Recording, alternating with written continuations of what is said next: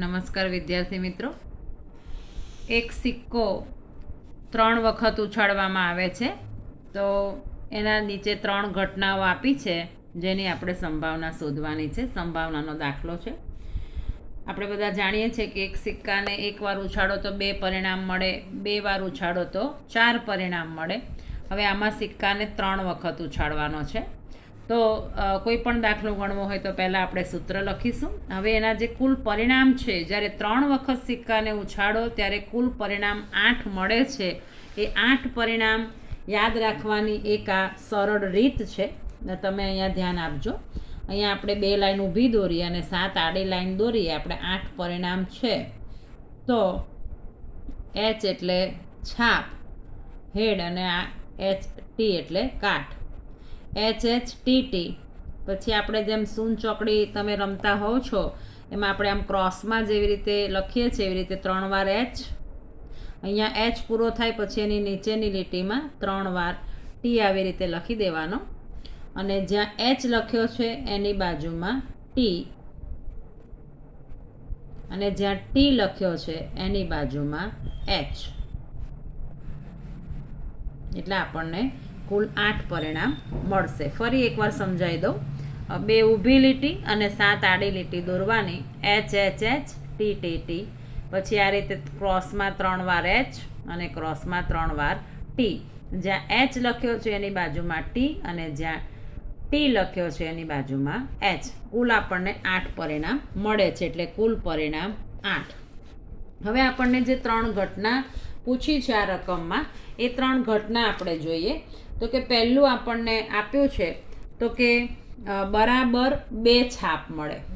હવે આની અંદર બરાબર 2 એટલે 2 જ, 2 થી વધારે નહીં અને 2 થી ઓછી એ નહીં. તો અહીંયા બરાબર 2 છાપ મળે એવું આપણને એક આ પરિણામ છે.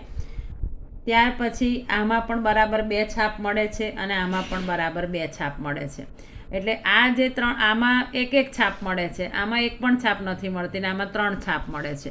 તો બરાબર 2 છાપ મળે એવા જે પરિણામ છે એ 3 પરિણામ છે. એટલે આપણે જાણીએ છીએ કે કુલ પરિણામ છે 8, એટલે છેદમાં તો 8 જ આવે.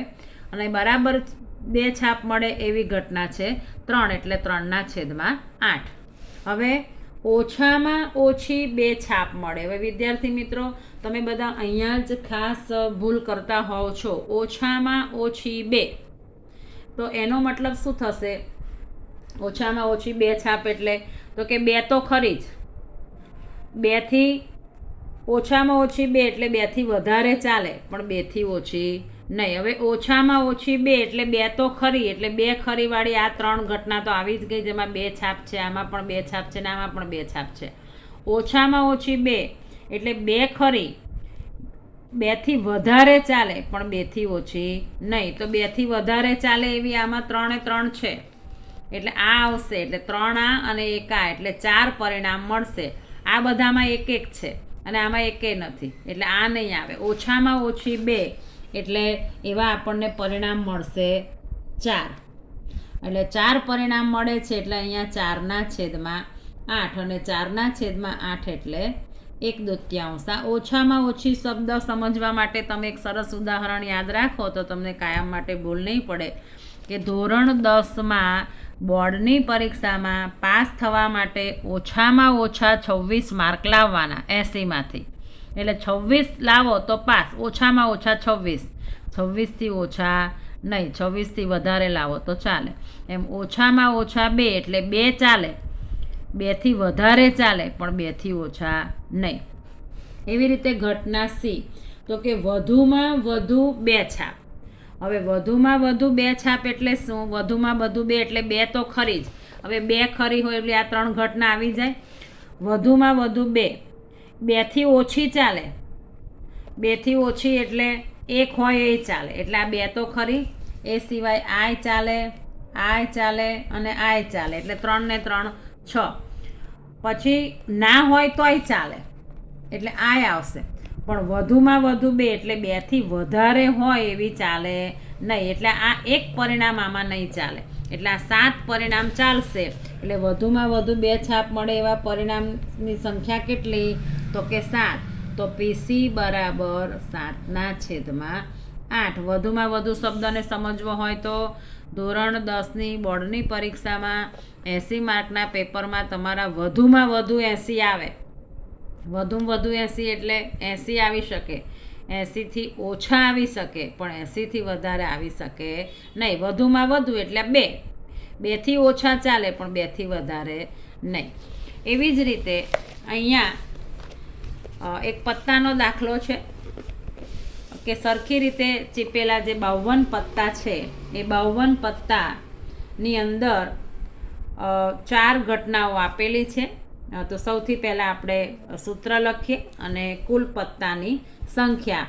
તો અહીંયા આપણે કુલ પત્તાની સંખ્યા કેટલી છે? 52. એટલે કુલ પત્તાની સંખ્યા અને એ છે 52 એટલે છેદમાં 52 આવશે. હવે અહીંયા આપણી પાસે 4 સંભાવનાની ઘટના આપેલી છે. એમાં પહેલું છે પત્તું કાળા રંગનો રાજા હોય. હવે કાળા રંગનો રાજા, તો કાળો રંગ એટલે કાળીનો રાજા અને પલ્લીનો રાજા, બંનેનો રંગ કેવો છે? કાળો.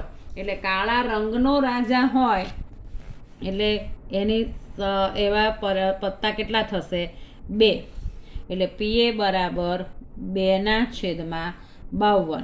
હવે આપણે 2 અને અહીંયા 26 દુ 52, 2 ગયા એટલે 1/26. કાળા રંગનો રાજા, રંગ શબ્દ આવે એટલે કાળીનો અને ફલ્લીનો બંનેનો રંગ કાળો છે. પત્તું કાળા રંગનું હોય. હવે કાળા રંગના પત્તા કેટલા છે? તો કે કાળીના પત્તા 13 અને 26 ફલ્લીના પત્તા 13. એટલે કાળા રંગના પત્તા છે 26. હવે અથવા પાછું બીજું શું કીધું છે? રાજા હોય. હવે આ જે 26 પત્તા આવ્યા એમાં પાછા 2 રાજા આવી ગયા, કાળીના ને ફલ્લીના. તો હવે પાછા કયા 2 રાજા રહ્યા? તો કે લાલના ને ચોકટના 2 રાજા રહ્યા. લાલ અને ચોકટના રાજા,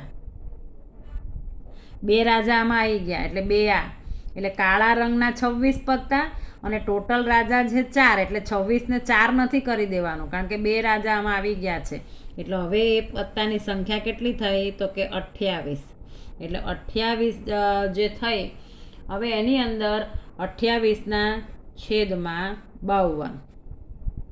તો અહીંયા આપણને ખબર છે કે 7 ચોક 28, 13 ચોક 52 એટલે 7ના છેદમાં 13. હવે ઘટના સી, પત્તું લાલનું પણ ન હોય અને રાજા પણ ન હોય. હવે પત્તું પહેલાં આપણે આ ખાસ સમજજો, કુલ પત્તા છે 52. હવે એમાંથી લાલનું પણ ન હોય તો લાલના પત્તા કેટલા? તો કે લાલના પત્તા છે 13. હવે લાલના પત્તા 13, જેની ના પાડી હોય એને કુલમાંથી બાદ કરવાનો. અને રાજા પણ ન હોય. હવે કુલ રાજા છે 4. કુલ રાજા કેટલા? 4. એમાંથી એક રાજા આમાં જતો રહ્યો લાલનો, તો હવે રાજા કેટલા વધ્યા? 3. તો હવે આ બીજા 3 રાજાને બાદ કરીએ તો 52માંથી 16 બાદ કરીએ તો વધશે 36. એટલે અહીંયા પીસી બરાબર 36ના છેદમાં 52. એટલે અહીંયા 9 ચોક 36 અને 13 ચોક 52 એટલે 9ના છેદમાં 13. ખ્યાલ આવ્યો? ફરી સમજાવું. લાલનું પણ ન હોય, જેને ના પાડી હોય એને કુલમાંથી બાદ કરવાનું. લાલના પત્તા 13 અને રાજા પણ ન હોય. કુલ રાજા છે 4 પણ આ જે લાલના 13 પત્તા આવ્યા એમાં એક રાજા જતો રહ્યો એટલે બાકીના જે ચોકટ ફલ્લીને કાળીના રાજા રહ્યા એટલે એ પાછા 3 રાજા બીજા વધ્યા. એટલે 13 ને 3 16 એટલે 52માંથી 16 જાય તો પત્તા વધે 36. હવે પત્તું કાળીનું હોય. હવે કાળીનું પત્તું હોય તો કાળીના પત્તા કેટલા? તો કે 13 અને પાછું એકો હોય. તો આ કાળીમાં પાછો કાળીનો એકો તો આવી ગયો ને, તો હજુ બીજા 3 એકા વધ્યા એટલે 13 ને 3 16. એટલે પીડી બરાબર 16ના છેદમાં 52. તો 4 ગુણ્યા 4 અને 13 ચોક 52. 4 ગયા તો 4ના છેદમાં 13 આપણને સંભાવના મળશે. વિડીયો ગમે તો લાઈક અને સબસ્ક્રાઈબ કરો, બેલ આઇકોન દબાવો જેથી આપણને નવા વિડીયો જોવા મળે. Thank you.